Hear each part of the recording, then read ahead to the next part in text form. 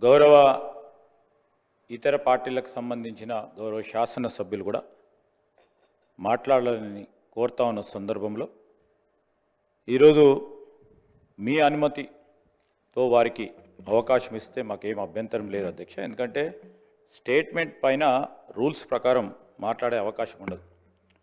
ఈ ప్రత్యేకమైన అంశం కనుక మీరు అనుమతిస్తే మాకేం అభ్యంతరం లేదు అధ్యక్ష.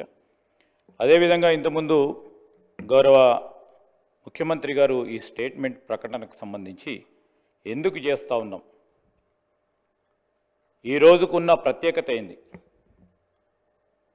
9వ డిసెంబర్ ఆ రోజు సోనియా గాంధీ గారు ప్రకటన చేసిన తర్వాత మరొకసారి తెలంగాణ యావత్ జాతికి సంబంధించిన వారి ఆరాటం, అనేక మంది ఉద్యమకారుల పోరాటం, సమస్త తెలంగాణ వాదులకు సంబంధించిన ఆశయం నెలకొల్పిన రోజు కనుక ఈరోజు మనము తెలంగాణ తల్లి విగ్రహ రూపకల్పనపై చర్చ జరుగుతూ ఉన్న సందర్భంలో మన సంస్కృతికి, మన ఆనవాళ్ళకి, మన చరిత్రకు దర్పణంగా రూపొందించుకోబోతా ఉన్న ఈ తెలంగాణ తల్లి రూపకల్పన విషయంలో మేము ఆశించాం అధ్యక్ష.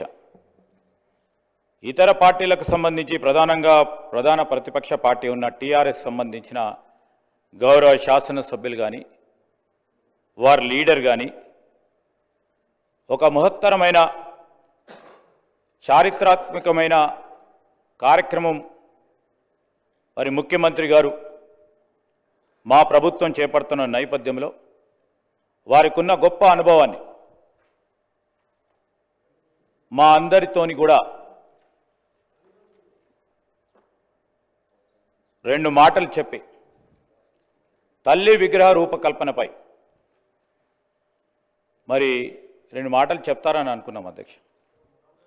ఈరోజు కూడా ఇప్పుడు వారు రాజకీయ ప్రస్తావనతో అసెంబ్లీకి రావద్దు, ఈ తెలంగాణ తల్లి విగ్రహ రూపకల్పనపై చర్చలో పాల్గొనొద్దని ఉద్దేశాన్ని విడనీయాలి. ఏదో కారణంతో ఇదే రాకుండా ఉండాలని అసెంబ్లీకి సంబంధించిన రూల్స్ ప్రొసీజర్స్కు విరుద్ధంగా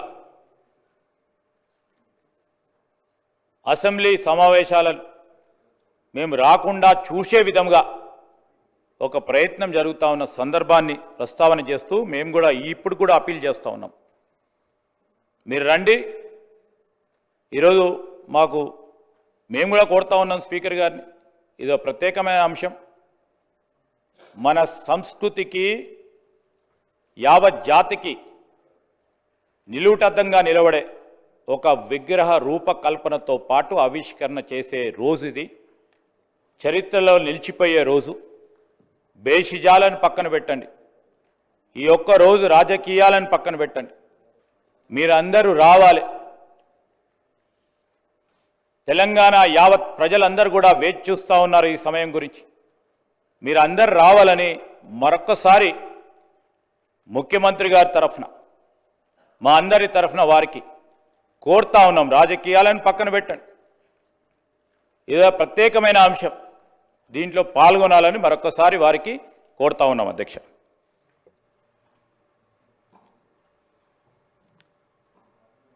పాయల్ శంకర్ గారు.